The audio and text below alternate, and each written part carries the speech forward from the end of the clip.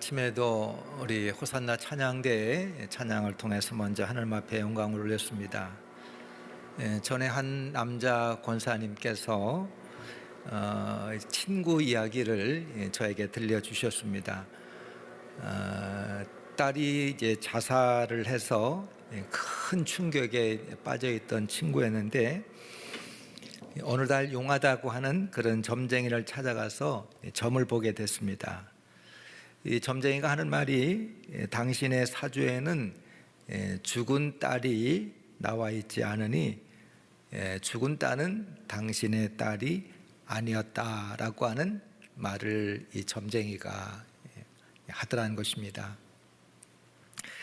전통적으로 우리나라 사람은 사람이 태어날 때 그 우주의 길을 받아서 그 각자의 그 사주팔자를 가지고 태어난다고 하는 그런 세계관을 가지고 있습니다.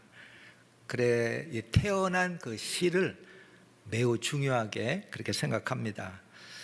그래 어떤 일이 잘 풀리지 않을 때는 자신의 사주팔자를 좀 알아보려고 합니다.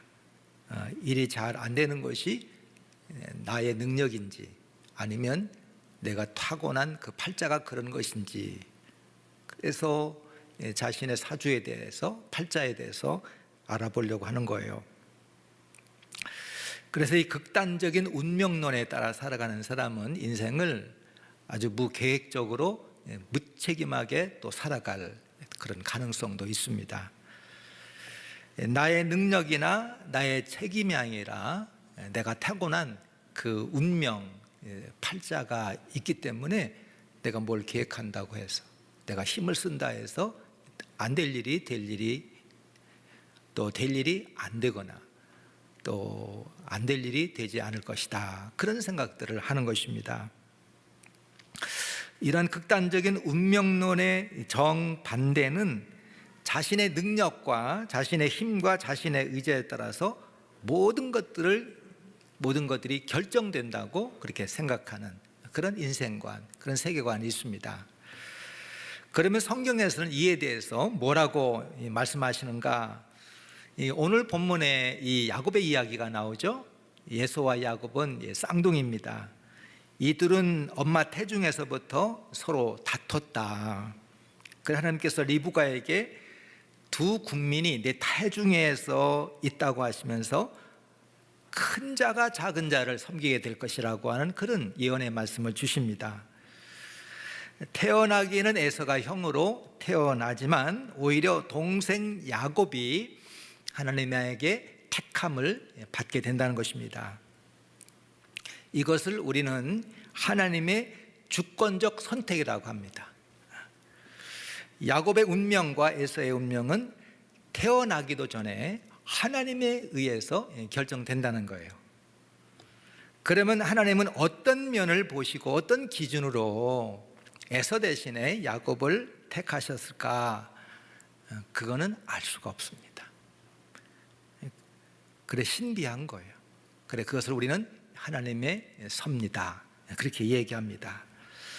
다만 우리가 알 수 있는 것은 하나님의 택하심의 그 기준은 인간적인 성품에 좌우되는 것은 아닌 것을 우리가 성경에서 이렇게 확인해 볼 수가 있어요. 인간적으로 보면은 오히려 야곱보다 에서가 훨씬 나은 면이 있습니다. 야곱보다 에서가 더 남자답고 화끈하고 용감하고,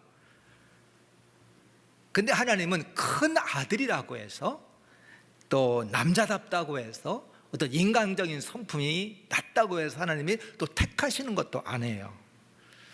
다시 말씀을 드려서 야곱이 택함을 받은 것은 개인적인 어떤 성품과 자질과는 무관한 것이다. 결코 야곱은 에서보다 인간적인 성품이 낮지는 않았습니다.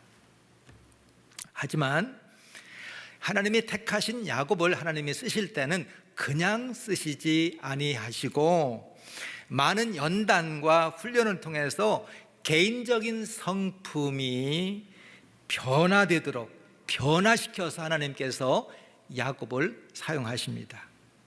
그래서 이 성경에 하나님 앞에 쓰임받은 사람들의 그 공통점이 있어요.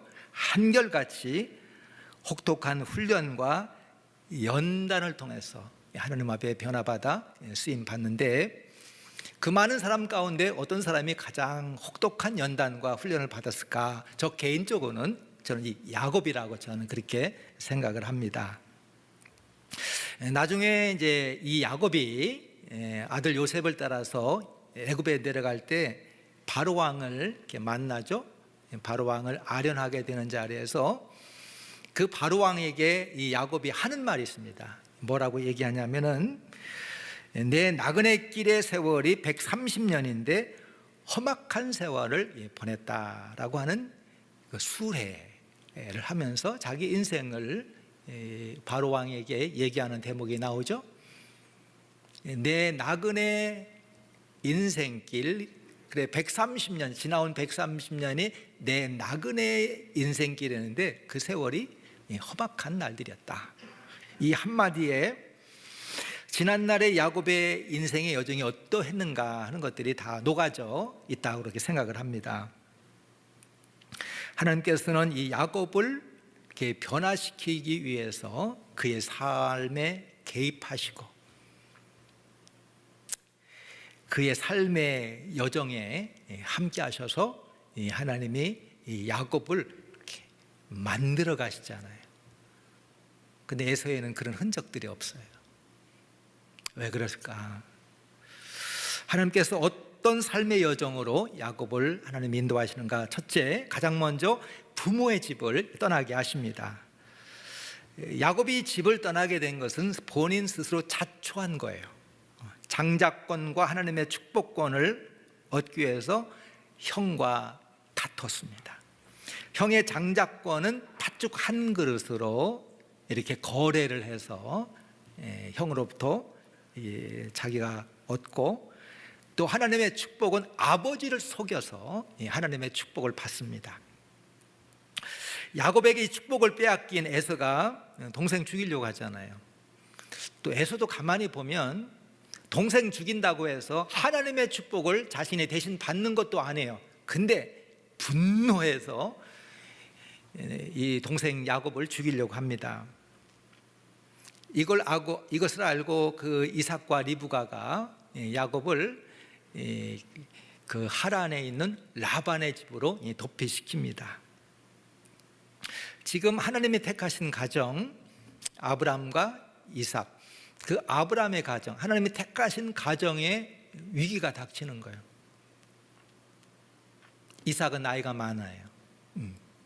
나이가 많다고 하는 여러 가지 증거가 있지 않아요. 나이가 많이 들면 잘 귀가 안 들리고 또 눈이 잘 보이지 않는데, 이때 벌써 이삭은 사람을 분간할 수 없을 정도로 나이가 많았습니다.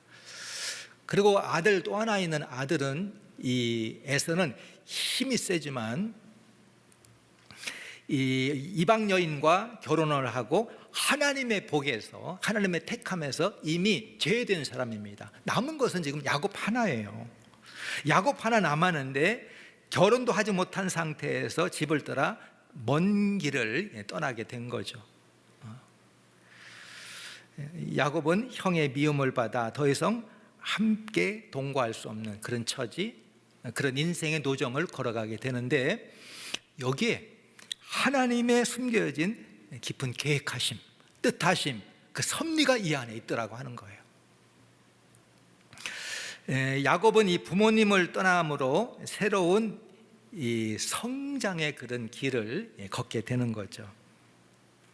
아브라함이 고향 친척 아버지의 집을 떠나 하나님께서 보여줄 땅으로 갔던 것처럼, 지금 야곱은 이 부엘세바를 떠나서 부모님이 지시하는 땅으로 지금 떠나고 있어요.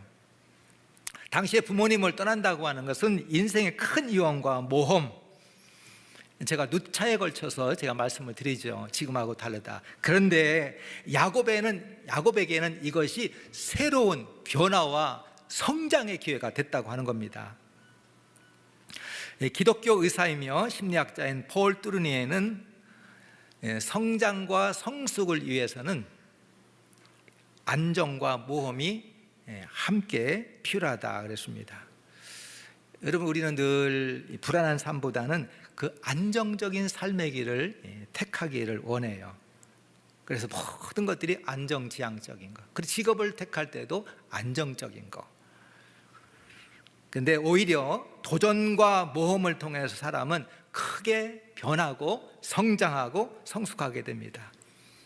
하나님께서 택하신 이 야곱을 부모의 집을 떠나게 하심으로 변화의, 성장의, 성숙의 그 여정으로 하나님께서 인도하셨던 거예요. 두 번째, 하나님을 인격적으로 만나게 하십니다. 야곱은 집을 떠나 하란으로 가는 도중에 루스라고 하는 들판에서 홀로 잠을 자는 동안에 꿈을 통해서 하나님을 처음으로 인격적으로 만나게 됐습니다. 우리도 하나님을 인격적으로, 개인적으로, 관계적으로 하나님을 만나게 되는 과정을 보면은 안정적인 상태보다는 위기에 처했을 때, 닥쳤을 때, 그때가 하나님을 가장 깊이, 가장 간절하게 찾고 하나님 앞에 가장 가까이 가고, 나와 하나님의 관계 속에서 보면 그때가 하나님을 가장 가까이 가는 거예요. 인격적으로 가장 하나님을 사모하고 간절히 찾은 때를 보면은 내가 안정적인 때가 아니에요. 야곱도 집이라고 하는 안전한 방어막이 거치게 됐을 때, 허벌판에 홀로 서게 되었을 때 하나님을 가장 개인적으로, 인격적으로 만나게 됩니다. 야곱은 잠에서 깨어서 여호와께서 과연 여기 계시거늘 내가 알지 못했도다 고백하죠. 전에는 하나님에 대해서 부모님에게 이제 전해 들은 거예요. 하지만 이제 인격적으로 자신이 하나님을 알게 된 거, 그것은 이번이 처음인 거예요. 야곱은 만군의 여호와 하나님께서 함께 하심을 전에는 미처 몰랐어요. 부모님이 말씀하시니까 그런 줄 알았는데 본인은 그거를 미처 몰랐는데, 지금 루스라고 하는 광야에서 하나님이 살아계시고 자기와 함께하고 계시다고 하는 것을 처음으로 깊이 체험한 거예요. 우리 자동차 이 백밀러 보면은 그런 문구가 다 이렇게 써 있는 것을 알 수가 있습니다. 사물이 보이는 것보다 더 가까이 있다. 사물이, 물체가, 우리 백밀러로 보는 그 물체가 보이는 것보다 가까이 있다고 하는 그런 글귀가 백밀러에게 써 있습니다. 하나님은 우리가 생각하는 것보다 가까이 계셔요. 야곱은 하나님이 자신과 함께 계심을 확실하게 경험적으로 알게 됩니다. 이 야곱과 이 에서를 비교하면은 우리가 이제 신앙생활을 할 때 많은 그런 여기서 이 지혜를 얻게 되는데, 야곱과 에서는 이렇게 비교해 볼 때 야곱은 하나님을 이렇게 필요로 하지만 에서는 하나님을 그렇게 필요로 하지 않아요. 에서에게 하나님은 필요 없는 존재. 그래, 에서는 하나님이 필요 없는 사람이 에서예요. 에서는 하나님이 별로 필요 없어. 에서는 스스로 살고 자기 자신에게 만족하는 거죠. 에서는 하나님 없이도 자신의 힘으로 충분히 살아가는 그런 인간형을 나타내는 거예요. 하나님 없어도 괜찮은 거예요. 하나님 없이도 얼마든지 살 수 있다고 생각하는 사람이 이게 에서입니다. 그래, 항상 현재 삶에 만족하죠. 그래, 다른 것들을 더 이상 생각하지 않아요. 그래서는 팥죽 한 그릇에 그 가치에 그 하나님의 장자권, 하나님의 장래 약속을 팔아버린 거예요. 포기한 거예요. 그래, 에서는 영적인 것을 위해서 아무것도 희생하지 않습니다. 에서는 이 멀리 보지 못하고 그 자신의 육신적인 필요, 그 욕구에 따라서 결혼도 하고 모든 일을 결정하고 행동하는, 하나님은 에서에게 가까이 하셨지만 에서는 하나님을 가까이 하지 않았습니다. 하나님이 야곱만 가까이 하신 것이 아니라 에서도 가까이 했어요. 근데 에서는 하나님을 찾지 않습니다. 왜? 에서는 하나님이 필요가 없었기 때문에 에서는 하나님을 찾은 흔적이 없어요. 그러나 이 야곱은 하나님을 필요로 하는 사람이 야곱입니다. 야곱은 조배에 있을 때보다 특별히 집에서 떠나 홀로 있게 되었을 때 하나님을 더 찾고, 하나님 없이는 안 되고 하나님 없이는 살 수 없음을 알게 되고 하나님을 더 필요로 하게 되었던 거예요. 집에 있을 때는 의지할 것들이 많이 있었기 때문에 야곱조차도 하나님을 필요로 하지 않았어요. 근데 집을 떠나게 됐을 때 야곱은 믿을 분은 오직 하나님밖에 없음을 야곱이 깊이 깨닫게 됩니다. 이 코로나 시대 때 살아가면서 우리가 알게 된 것이 하나가 있습니다. 코로나가 아무리 창궐해도 자신에게 필요한 것은 어떤 일이 있어도 한다는 거예요. 코로나가 창궐하건 전쟁이 나건 어떤 일이 있어도 나에게 꼭 필요한 것이 있으면 사람은 그거는 반드시 합니다. 내가 진정으로 이 필요한 것이 뭘까? 나에게 가장 진정으로 필요한 것이 뭘까? 야곱은 그의 일생에서 중요한 순간에 하나님은 두 번 만나는 경험을 하죠. 첫 번째 이 경험이 오늘 본문에 나와 있습니다. 야곱이 에서를 피해서 가나안 땅, 약속의 땅을 떠날 무렵에 한밤중에 이 루스라는 광야에서 하나님을 만나는 거예요. 두 번째는 20년 후에 다시 약속의 땅 가나안 땅으로 돌아오면서 에서가 들어와서 야복 강가에서 사자와 씨름하면서 하나님을 만나죠. 이 두 번이 야곱의 인생에 있어서 결정적으로 하나님을 만나는 이 두 번의 그 사건이에요. 오늘 우리도 하나님을 만나는 자리는 야곱의 자리입니다. 오늘 우리도 하나님을 만나는 자리는 다른 자리가 아니라 이 야곱의 자리예요. 야곱이 섰던 자리, 야곱과 같이 집을 떠나고 또 형 에서를 만나는 그 위기상 가운데 있을 때 이 야곱의 자리에서 하나님을 가장 찾고 만날 수 있고 하나님 앞에 가장 가까이 간, 내 인생의 지난 날을 돌아볼 때 내가 하나님 앞에 가장 가까이 간 때가 언젠가, 가만히 우리가 되짚어 보면은 다른 때가 아니라 그때는 야곱의 자리예요. 야곱이 처했던 그 자리가 하나님을 가장 필요로 했고 하나님을 가장 가까이 했고 하나님을 가장 많이 찾았던 것이, 간절히 찾았던 것이 야곱의 자리였던 거예요.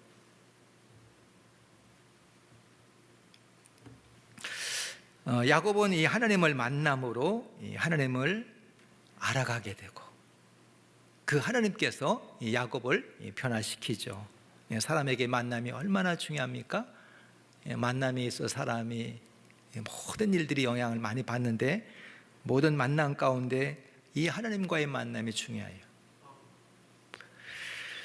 그래서 살아계신 하나님을 만나 순간마다 이 말씀과 기도로 그의 인도하심을 받아야 되는 거죠. 말씀을 통해 하나님의 인도함을 받고 기도를 통해서 그 인도함을 따라 살아갈 수 있는 지혜와 힘과 능력을 우리가 공급받게 되는 것입니다. 마지막 세 번째, 하나님과 언약을 맺게 하시죠. 야곱은 아침에 일찍이 일어나 베개로 삼았던 돌을 가져다가 기둥으로 삼고 그 위에 기름을 붓고 하나님 앞에 서원 기도, 사약을 합니다. 이 하나님의 부르심에 야곱이 응답을 하는 거예요. 이 할아버지의 하나님, 아버지의 하나님이 이제 나의 하나님이 되는 거예요. 야곱은 자신이 만난 그 하나님과 언약이라고 하는 것은 묶이는 거죠. 이 야곱이 하나님 앞에 묶이는 거예요. 야곱은 사람에게 묶이지 않고 물질에 묶이지 않고 세상에 묶이지 않고 하나님 앞에 묶이는, 그래 평생 하나님과 동행하며 살아가는 야곱이 되죠. 오늘 성경에 야곱이 하나님 만난 다음에 두 가지 변화가 있어요. 이 17절 본문에 보니까 이에 두려워하여 이르되 두렵도다 이곳이요 이것은 다름 아닌 하나님의 집이요 이는 하늘의 문이로다. 이 17절 보면은 하나님을 만난 다음에 일어나서 고백하는데 여기 보면은 야곱이 하나님 만난다, 이 두 가지가 변해요. 먼저 야곱은 아버지의 집을 잃어버렸지만 영원한 하나님의 집을 얻었다고 하는 거예요. 이 당시에 부모 집을 떠난다고 하는 거, 그거는 모든 것을 다 잃어버렸다는 그런 의미가 있어요. 야곱이 이 장자권을 얻고 손에 넣고 또 하나님의 축복을 받았을 때 야곱은 어떻게 생각했을까? 아버지의 모든 것이 자기 것이 될 거라고 생각을 한 거예요. 왜? 장자권도 얻었고 하나님의 축복도 받았으면 이제 아버지의 모든 것들이 내 것이라고 생각했어요. 하지만 이거는 야곱의 계산착오입니다. 반대로 모든 걸 다 잃어버렸어요. 집에서 쫓겨나왔어요. 에서 차지가 된 거예요. 야곱은 아버지 집에서 간신히 도망쳐서 나올 수밖에 없는, 몸만 도망쳐 나오는 그런 신세가 됐습니다. 이때 야곱의 심정이 어땠을까? 모든 것을 다 잃었다고 생각했을 거예요. 근데 이 야곱이 하나님을 만남으로 알게 된 것이 하나가 있어요. 눈에 보이는 이 아버지의 집을 잃었지만 영원한 하나님의 집을 얻게 됐다고 하는 것은, 우리는 내 계획대로 일이 잘 안 되고 내가 가지고 있는 것 뭐 하나가 이렇게 잃어버리기만 해도 우리 다 잃어버렸다고 생각해요. 우리 왜 그런지 모르겠어요. 그냥 뭐 일부를 하나 잃어버리고 일 가운데 뭐 하나가 안 됐는데도 우리가 막 느끼고 받아들이는 그 무게감은 다 잃어버렸다 생각하고 막 낙심하고 절망하잖아요. 그렇지 않아요. 하나님의 인도하심, 하나님의 동행하심 가운데 있기만 하면 하나님이 우리를 인도할 때는 내가 생각하지 아니한 것들로 우리를 인도하신다고 하는 것입니다.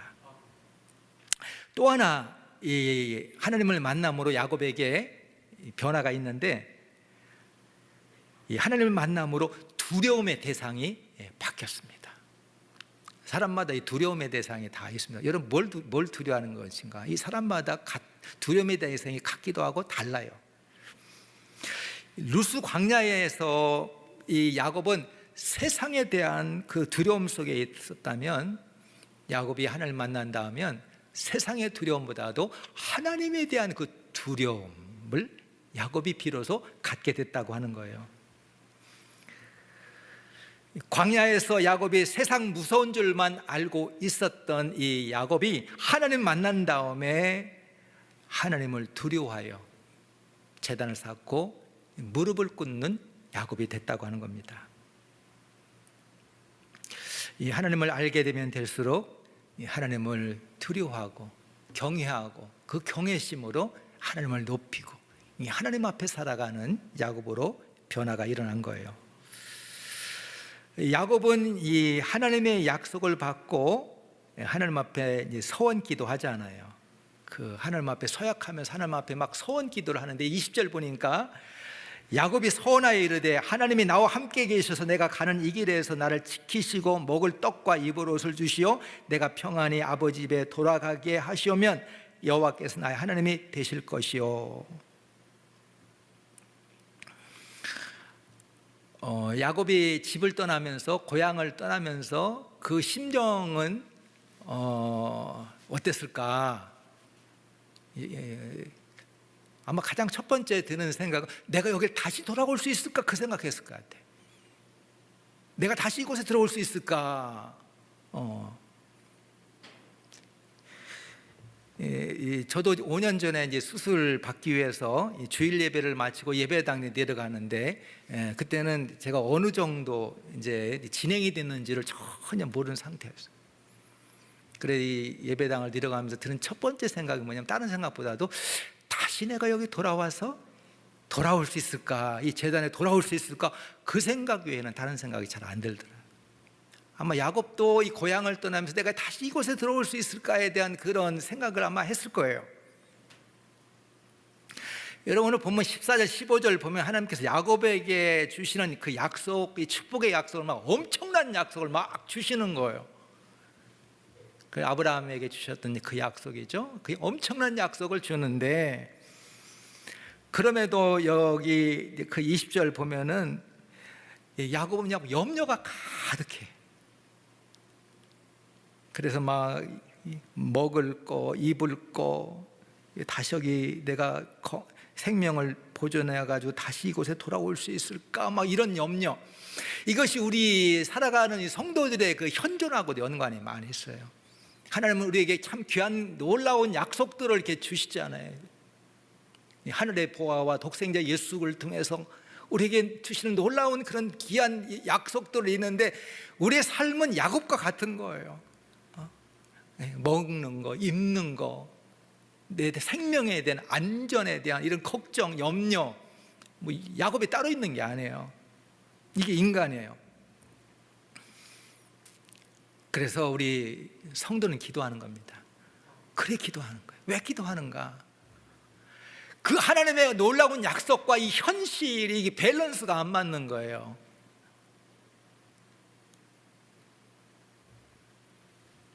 그래 우리가 하나님 앞에 기도하는 거, 뭘 기도하는가?